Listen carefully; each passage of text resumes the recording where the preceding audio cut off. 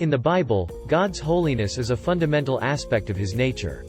The term, holiness, in the original Hebrew language of the Old Testament is kadosh, which means, set apart, or, separate. It signifies God's complete uniqueness, purity, and moral perfection. God's holiness is not just a characteristic he possesses, it defines who he is.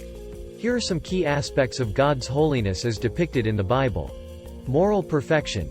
God's holiness refers to his absolute moral purity. The Bible declares that God is without sin, 1 Samuel chapter 2 verse 2, Habakkuk chapter 1 verse 13, and that his ways are perfect, Psalm chapter 18 verse 30. His character is flawless, and there is no moral blemish or impurity in him. Separation from evil. As the Holy One, God is separate from all that is evil and impure. Habakkuk chapter 1 verse 13 states that God's eyes are too pure to look upon evil. His holiness demands that he remains untainted by sin and completely separate from anything that contradicts his righteous nature. Transcendence. God's holiness also highlights his transcendence and superiority. He is far above humanity and creation, infinitely majestic and exalted. Isaiah chapter 6 verse 3 describes the heavenly beings proclaiming, "Holy, holy, holy is the Lord Almighty. The whole earth is full of his glory." The triple repetition emphasizes God's supreme holiness and distinguishes him from all others. Sanctification. God's holiness is transformative and has the power to sanctify or make holy. When humans encounter God's holiness, it exposes their sinfulness and calls them to repentance and purification.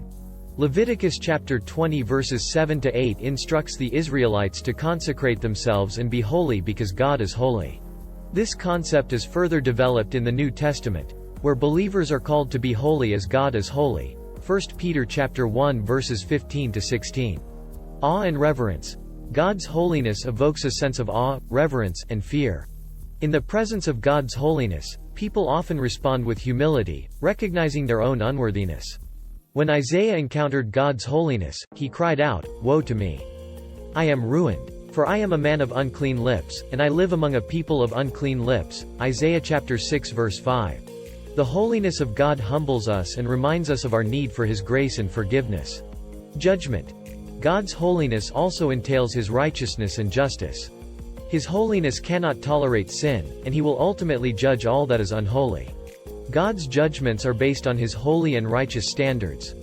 The Bible frequently depicts God's holiness in conjunction with his acts of judgment against sin and wickedness.